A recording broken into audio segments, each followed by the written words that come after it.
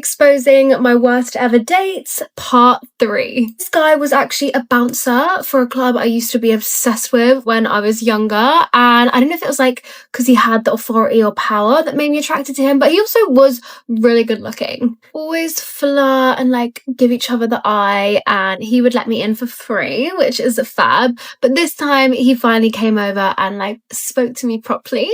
I'm thinking he's gonna come over and be like, oh, hi, you look gorgeous. But he literally walks over and asks, are you Persian? Are you Persian?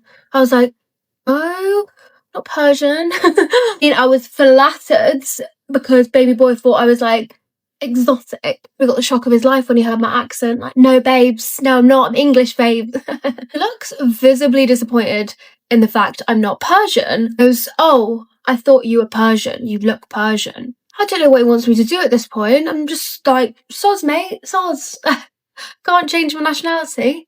Despite the fact I'm not Persian, he does chat to me for a bit and we are getting on.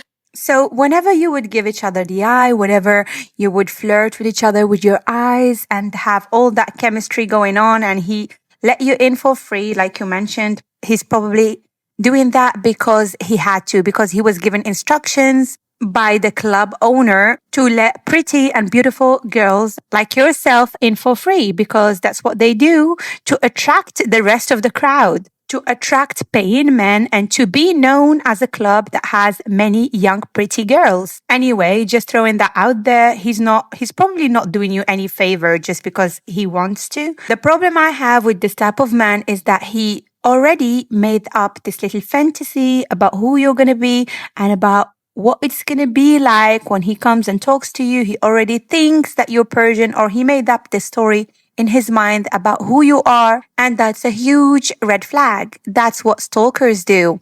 Most of the time, they make up this story about who you're going to be, how you're going to be talking to them, what type of personality you're going to have, how the love story will go. And they make up this entire story up until they have this imaginary wedding with you, and we probably gonna have 3 kids and this and that, when they don't even know the girl. And that's why when they go ahead and actually approach the girl in real life after 3 years of fantasizing and creating these dream scenarios in their head, and when it goes wrong and she rejects them very gently and kindly, they end up getting stuck on her and not wanting to go away, and it turns into a criminal case or a very bad stalker case. The girl is not Persian. You asked, she replied, that's it. You don't have to make her feel bad about it. Some men do this on purpose to make the girl feel a bit insecure or feel that, oh gosh, I'm not what he was looking for. Despite being drop dead gorgeous, they want to make her doubt herself a little bit right off the bat so that they lower her confidence, so that she's easily granting them and giving them access to herself or whatever they're looking for. He does say he usually dates Persian girls. He can let it slide. I was like, thanks. What an honor. What an honor, babes. Again, let me quickly mention that this confirms that he's doing all this just to show her, like, look, I'm making an exception for you. You're not even my type and I'm still talking to you. You should feel flattered. Don't mess it up.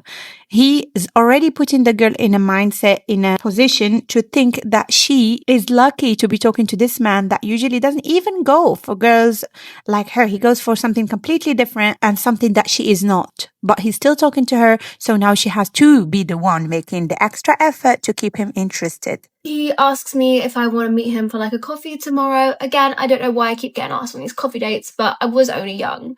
Why I agree to meet this man the very next day when I have a raging hangover, I will never ever understand. But that was the plan. I get all dressed up after my shift and meet him at Starbucks. Turn up and he's late, which is always a red flag. I really don't like people being super late on dates. Had no text from him to apologize. When a guy is late and you don't get any text from him profusely apologizing and indicating that he's rushing and running to make it to you, if you don't receive a text like that, then you should just leave. Especially on a first date. You don't hear from him and you're just sitting there and waiting. What tells you he's even going to show up? He may not show up. And if he was truly interested in you, then he would be there on time. Especially when he was the one to choose the date and time, I'm guessing, because she said she would have not went out on a first date after a night of partying because she would be hungover, which is understandable. So I'm guessing this man had the audacity to suggest that they meet the next day, only to show up late. So I order my coffee and just sit and wait for him. I'm like, as if I'm not hungover enough, babes. Like, rolls in about 20 minutes late and doesn't even notice me or say hi to me. He walks in and goes straight to like the checkout till, which was already kind of weird. Like, hello, you okay, hon? Once he's at the till, he decides to send me a text. This text says, I decided to leave because you were wearing too much makeup. Sorry, what? My jaw is on the floor. I can't believe this guy, the audacity. What do you mean she's wearing too much makeup? Didn't you pick this girl up from the club anyway? So do you mean to tell me that she was not wearing makeup then when you asked her on a date? That she was not wearing makeup at the club and then she showed up with a full face of makeup to your date? Again, this is another tactic or another technique or strategy. He's probably going to try and say that this was a joke, but clearly it's not a joke. He already made a dig at her. He already stated that she wears too much makeup, or at least that's what he thinks. And even if he turns around and says he was joking, or because I doubt that he asked her on a date just to embarrass her and leave, I'm pretty sure he's going to say, oh, this is just a funny joke or whatever. It's still very rude and it's still a dig at her because clearly the girl is wearing makeup probably. Again, like I said, this is another tactic and he's trying to make her feel insecure and lower her confidence right off the bat from the start. So when he's talking to her, she's very thirsty for validation because she's already been through all that. She's already has a shaken confidence now after he asked her, are you Persian, and insisted and then looked disappointed that she was not. And now he's saying you're wearing too much makeup. So if you think that this girl is not your type or she's not what you like or what you usually go for, then why approach her? Why waste her time? Why take her on a date? The fucking audacity of this man. I was in shock and disbelief. If I had any sense, I would have left just there and then, but I was young and stupid and also just a bit like, what the fuck is going on right now? Baby boy, I know the club lights are dark, but I was wearing a glitter cut crease when we met, so I don't know what you was expecting to turn up the very next day on this day. I wasn't impressed. I wasn't amused. I'm just frozen at the table, not really knowing what to do next. And he walks over to me. I'm thinking he's going to say he's leaving, but he's just got this stupid grin, like smirk on his face. He's like, did you find that funny? No, I fucking didn't. No, I didn't. How is that funny? He proceeds to say it's just because he doesn't like when girls overline their lips like Kylie Jenner. I don't remember when women asked you what the fuck you want, especially not on a first date. If you don't want a woman that does that, I'm not sure why you've decided to like ask a girl who wears a lot of makeup out on a date. Like, I hate when men try and change you. Like, you know I'm like this, so why have you decided to date me? There's a million girls that don't overline their lips. Fucking weird. Like, why are you trying to change me on the first date? Then halfway through, he says, oh, you're actually quite pretty. What do you mean, actually? Do you hate me? Did you hate me before you decided to ask me on this date? I don't understand. I don't get it. Oh my God. It just keeps getting worse and worse and worse. That's why when a man shows you his true colors, you better believe him the first time. See, I told you that this guy was on a mission and he's trying to destroy this girl's confidence and her ego, whatever you want to call it. He wants her to feel like she's the worst human alive. She doesn't look nice. She wears too much makeup. She's not Persian or whatever his preference is. He wants to make her feel like she's so lucky for having anyone, let alone this muscular bodybuilder type of bouncer, whatever he does for a job, approach her. He wants to put her in that type of mindset. And then when he's talking to her, he will be the one dominating the conversation. He can easily squeeze out of her whatever he's looking for. I left Starbucks and gone to this little cake dessert shop. Would be cute if I didn't just want to get the fuck out of there. We get our dessert.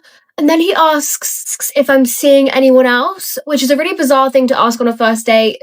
I reply, yeah, like I've been dating people.